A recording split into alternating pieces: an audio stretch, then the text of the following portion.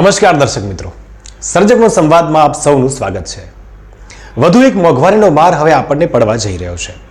ગુજરાતની જનતાના માથે વધુ એક મોંઘવારીનો માર પડ્યો છે। ગુજરાત રાજ્ય માર્ગ વાહન વ્યવહાર નિગમ જીએસઆરટીસી દ્વારા મોટો નિર્ણય લેવાયો છે। એસટી નિગમ દ્વારા બસ સેવાના ભાડામાં 10% વધારો ઝીંકી દેવાયો છે। તેથી આજે મધ્યરાત્રિથી નવા ભાડા લાગુ થશે। એસટી નિગમના આ નિર્ણયથી રાજ્યના લાખો મુસાફરોના ખિસ્સા પર સીધી અસર થશે। आपने जणावी दईए कि वर्ष 2014 बाद वर्ष 2023 विविध कारणोसर निगमનું आर्थिक भारण खूब ज वधी होवाथी राज्यमां बसनी टिकिटना भावमां प्रति किलोमीटर 25% વધારો કરાયો હતો। ત્યારબાદ હવે વર્ષ 2025 માં બસ ભાડામાં ભાવ વધારો કરાયો છે।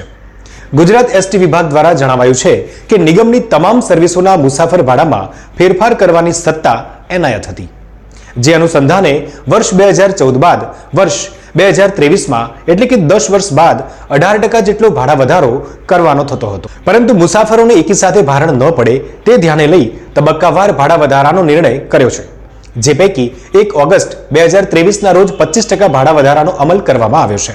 નિગમની પરિવહન સેવાઓ વધુ મજબૂત અને સુવિધાયુક્ત બને તે ધ્યાને લઈ ભાડા વધારામાં ફેરફાર કરવાની સત્તાઓ અનુસાર નિગમના સંચાલક મંડળ દ્વારા નિગમની સર્વિસોમાં 28 માર્ચ 2025ની મધ્યરાત્રિથી એટલે કે તારીખ 29 માર્ચ 2025 થી 10% ભાડા વધારો કરવાનો સર્વાનુમતે નિર્ણય કર્યો છે, જેમાં લોકલ સર્વિસમાં કુલ મુસાફરો પૈકી 85% મુસાફરો એટલે કે અંદાજિત 10 લાખ જેટલા 48 કિલોમીટર સુધીની મુસાફરી કરે છે, જેમાં માત્ર 1 થી 4 રૂપિયા સુધીનો નજીવો ભાડા વધારો થવા પામ્યો છે, જેથી રાજ્યના લોકલ સર્વિસોમાં મુસાફરી કરતા મુસાફરીને ભાડા વધારાથી નહિવત આકાર થવા પામશે।